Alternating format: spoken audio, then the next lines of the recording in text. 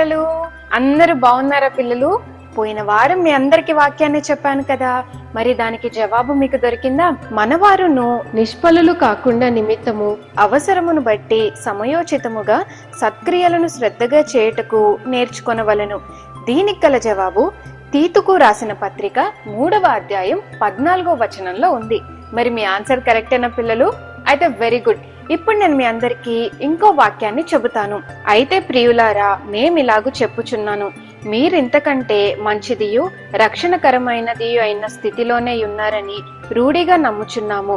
ఫిలేమోనుకు రాసిన పత్రిక, అలాగే హెబ్రీలకు రాసిన పత్రిక 1వ అధ్యాయం నుండి 6వ అధ్యాయం వరకు చదివి ఎక్కడ ఉందో నెక్స్ట్ వీక్ మీరు అందరూ నాకు చెప్పాలి. చెప్తారు కదూ? ఈ బైబిల్ చదవటం మాత్రం అస్సలు మిస్ చేయకండి పిల్లలు. సరే, అయితే ఇప్పుడు నేను మీ అందరికి ఒక మంచి కథని చెప్పబోతున్నాను. పిల్లలు, కథ వినడానికి సిద్ధంగా ఉన్నారా?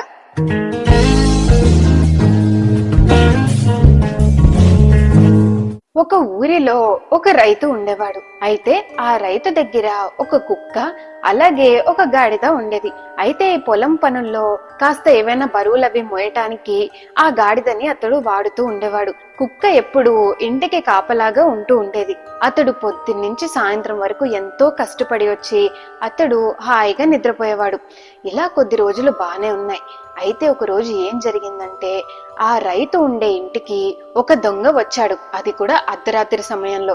అప్పుడు వెంటనే ఈ గాడిద మెలకుగా ఉండి ఆ దొంగని చూసి గబగబా కుక్క దగ్గరికి వెళ్లి ఈ విధంగా అనింది, ఏ లెగు, ఇదిగో ఇంటికి దొంగ వచ్చాడు, ఇది నీ బాధ్యతే కదా, నువ్వు గట్టిగా అరువు అని చెప్పింది. అయితే ఆ కుక్క మాత్రం అస్సలు వినిపించుకోలేదు. ఏంటి, నా నిద్ర ఎందుకు పాడు చేస్తున్నావు, నన్ను ప్రశాంతంగా పడుకోనివ్వు అని పడుకుంది. అయితే గాడిద మాత్రం వదల్లేదు. మరలా ఆ కుక్క దగ్గరికి వెళ్ళి, లెగు, ఇది అతడు నీకు ఇచ్చిన బాధ్యత, నువ్వు కాపలాగా ఉంటున్నావు కదా, నువ్వు గట్టిగా మొరుగు, అతడు భయపడి వెళ్ళిపోతాడు అని పదే పదే చెప్తున్నా ఇక ఆ కుక్క మాత్రం లెక్క చేయకుండా, అతడు నాకు సరిగ్గా తిండే పెట్టడు, నేనెందుకు చెయ్యాలి అని చాలా ర్యాష్ గా సమాధానం చెప్పి అది పడుకుంది. కానీ గాడిద మాత్రం అదే ఆలోచిస్తూ ఇప్పుడు నేను ఏం చేయాలని బాగా అది భయపడుతూ ఉంది. అయితే వెంటనే ఆ గాడిద ఏం చేసిందంటే, ఇక లాభం లేదు, ఇది నా పని కాకపోయినా సరే ఎలాగైనా నేను ఈ పనిని చేయాల్సిందే అని గట్టిగా అరవటం మొదలు పెట్టింది. వెంటనే ఆ దొంగ భయపడిపోయి ఆ ఇంట్లో ఒక మూలన చీకటిగా ఉండేసరికి అక్కడ దాక్కున్నాడు. రైతు కూడా నిద్ర లేచి గబగబా బయటికి వచ్చేసరికి గాడిద గట్టిగా అరుస్తుంది.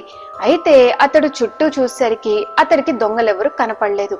దాంతో ఇది అరవటం వలన చుట్టూ ఉన్న వాళ్ళకి కూడా చాలా డిస్టర్బెన్స్ అయిందన్న కోపంతో వెంటనే ఒక పెద్ద కర్రని తీసుకొచ్చి ఆ గాడిదని బాగా కొట్టాడు.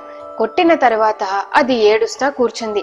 ఇక ఇదే మంచి సమయం అనుకొని ఆ దొంగ కాస్త పారిపోయాడు. దాంతో ఆ రైతుకి దొంగ వచ్చిన విషయం కూడా తెలియలేదు. ఇక ఇదంతా చూసిన కుక్క నాకెందుకులే అని దాని పని అది చేసుకుంది. ఇలా ఉండగా కొన్ని రోజుల తర్వాత ఆ రైతు తన ఇంట్లో ఏవో పోయాయని అర్థమయ్యి, అయితే ఆ రోజు గాడిద అరిచింది దొంగ వలనే అని అతడికి కొన్ని రోజుల తర్వాత అర్థమైంది. కానీ అప్పటికే గాడిదకి చాలా గాయాలు తగిలేసరికి అది లేవలేని స్థితిలో ఎంతగానో బాధపడుతూ ఉంది. అయితే పిల్లలు, ఈ కథంతా విన్న తర్వాత మీకేమని అర్థమైంది?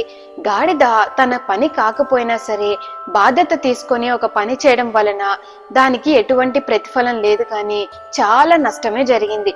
కానీ పిల్లలు, గాడిద ఏ తప్పు చేయలేదు. అది దాని పని కాకపోయినా బాధ్యత తీసుకొని చేసింది కనుక దానికి దేవుడి దగ్గర నుంచి ఎంతగానో ఆశీర్వాదం ఉంటుంది. మనమైనా సరే మన పని కాదు కదా, మనకెందుకు అని అనుకోకుండా అక్కడ ఏదైనా ఒక పని కనిపిస్తే బాధ్యత తీసుకొని చేసినప్పుడు ఎవ్వరు చూసినా చూడకపోయినా దేవుడు మన పనులన్నిటినీ చూస్తున్నారు పిల్లలు. కనుక దేవుని దగ్గరగా మనకి ఎంతగానో ప్రతిఫలం ఉంటుంది, రెట్టింపు ఆశీర్వాదం మనం పొందగలుగుతాము. కుక్క నుంచి కూడా మనం నేర్చుకోవాల్సిన విషయం ఉంది. ఏంటనగా మన బాధ్యతని, మన పనిని మనం సక్రమంగా నెరవేర్చాలి. అంతేగాని ఇచ్చిన పనిని వేరే వాళ్ళు ఏదో అన్నారని చెప్పి ఆ పనిని మనం మానేయకూడదు.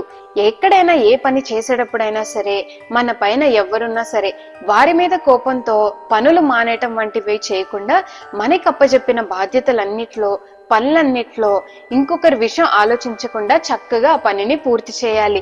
కనుక ఈ 2 విషయాలు మీరు జాగ్రత్తగా గుర్తుపెట్టుకొని మీ లైఫ్ లో ఇంప్లిమెంట్ చేస్తే గనుక మీరందరూ దేవునికి ఇష్టమైన వారిగా ఉంటారు. ఓకేనా పిల్లలు? సరే అయితే వచ్చే వారం ఇంకో కథతో మళ్ళీ మనం సంతోషంగా కలుద్దాం. బాయ్ పిల్లలు.